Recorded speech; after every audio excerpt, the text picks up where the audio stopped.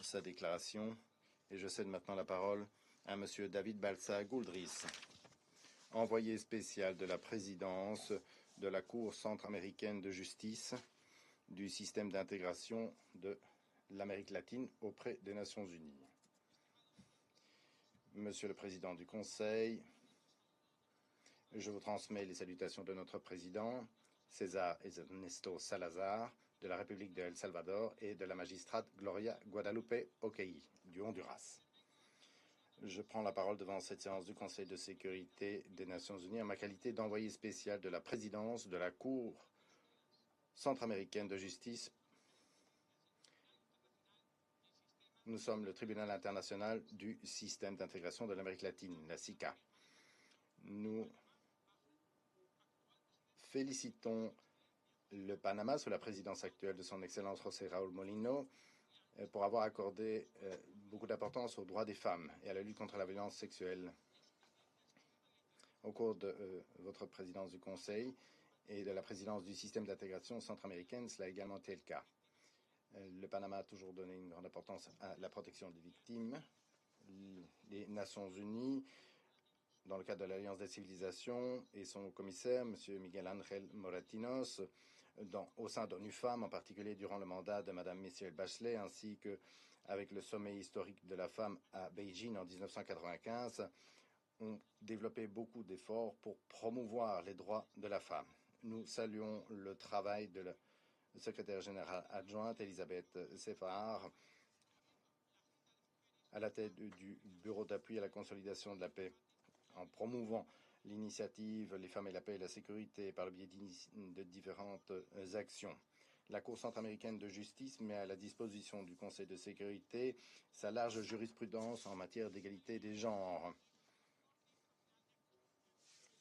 qui est parfaitement alignée sur le travail réalisé par nos collègues de la Cour internationale de justice de La Haye. Nous félicitons le Forum des femmes mères qui s'est tenu en décembre 2024 au palais de Maria Pita à La Corogne, ainsi que le Forum mondial de la paix qui s'est tenu en novembre 2024 au palais de Chaillot à Paris. C'est Mme Anne Hidalgo, maire de Paris, qui a accueilli cet événement. Nous saluons également les initiatives contre la violence à l'égard des femmes dans des situations de conflit lancées par les latino-américaines, notamment Silvia García Polanco et Gabriela Cuevas, lors de leur présidence du Parlement centra-américain et de l'Union interparlementaire mondiale. Nous saluons également le travail réalisé par Rafael Philippe Sola et Rafael Michelini de l'Uruguay, tous les deux sénateurs. Pour conclure, il existe un recueil de poèmes très applaudi dans ma langue native, le galicien, sœur de la langue portugaise, que le secrétaire général, M. Antonio Guterres, connaît certainement, écrit par la poétesse galicienne, Mme Yolanda Castaño, intitulé Evar as palbras, ce qui signifie hausser les sourcils.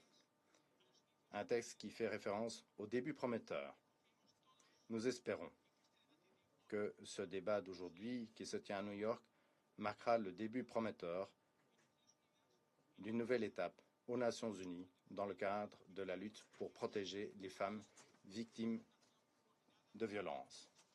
Une action coordonnée et solidaire pour défendre les droits des femmes aux quatre coins du monde, en Amérique centrale, mais également partout ailleurs dans le monde. Je vous remercie de votre attention, Monsieur le Président.